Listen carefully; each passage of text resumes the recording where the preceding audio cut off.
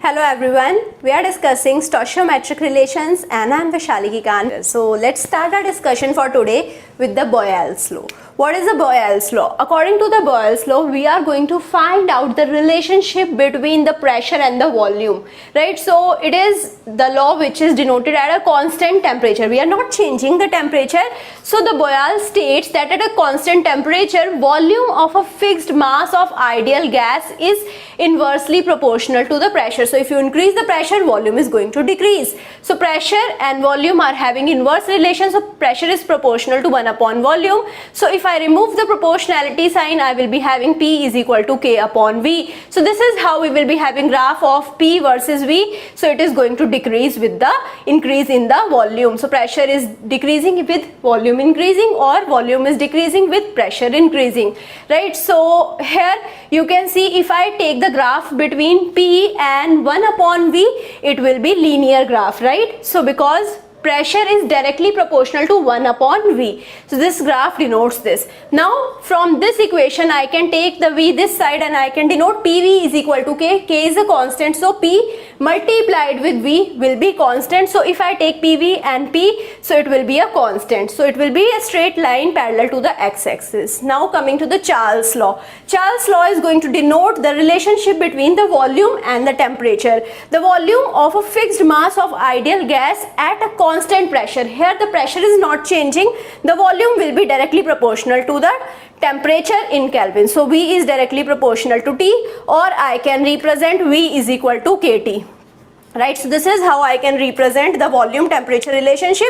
So V and T are denoted with the help of this graph where we have the straight line passing through the origin, right? Now coming to the ideal gas equation. Ideal gas equation is going to obey both of these laws. So here we can combine these two laws and we can write P1 V1 upon T1 is equal to P2 V2 upon T2. And based upon this law we are going to denote the two questions. So if the volume of ideal gas collected at 0 degree and 100 kilopascal, that is standard temperature pressure, is 50 centimeter cube, what would be the volume at 60 degree and 108 kilopascal? So now what all things are given? P1 is given, which is 100 kilopascal, P2 is 108 kilopascal, T1 is 0 degree. So first of all we are going to convert the temperature in the Kelvin. All of the temperature have to be converted into Kelvin. 0 degree is 273 Kelvin, 60 degree is 333 Kelvin, and the V1 is given 50 centimeter cube. We need to find out V2, right? So now here we know the relationship P1 V1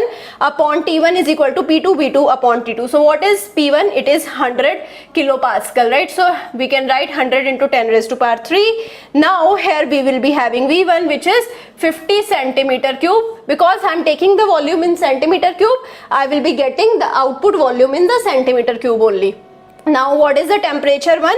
It is 273 Kelvin. Now here it will be equal to P2. What is P2? 108 into 10 raised to power 3. And now it is multiplied with V2 that we have to find out upon T2, which is 333. Now we can rearrange this equation, and when you rearrange this equation, so V2 will be equal to 100 into 50 into 333 upon 273 into 108. So now you can do the computations and you can require a calculator. You can do the calculation and it will be coming out to be equal to 56.5 watt centimeter cube. Because the units of volume is centimeter cube, output would be in centimeter cube. Coming to the next question, it states what temperature in degree Celsius is required to cause an ideal gas to occupy 1.34 decimeter cube at pressure 200 kilopascal if it occupies 756 centimeter cube at STP. So P1 is given 200 kilopascal, P2 is given 100 kilopascal, V1 is given 1.34 decimeter cube, V2 is given in centimeter cube. So we will convert it into decimeter cube. 756 centimeter cube is equal to 0.756 decimeter cube divided by 1000.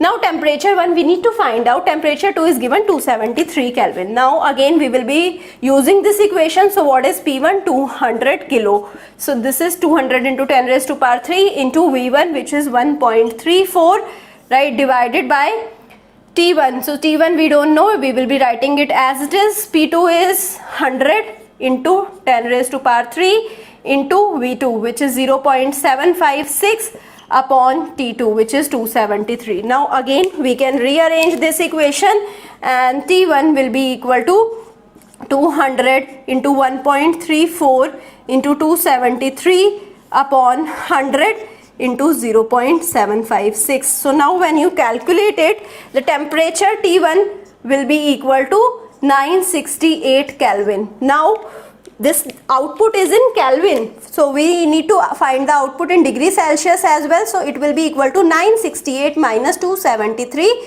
degree Celsius. So it will be equal to 695 degree Celsius. So this is how we can solve the questions based upon the ideal gas equation. So I hope you understood both of the questions. Thank you so much.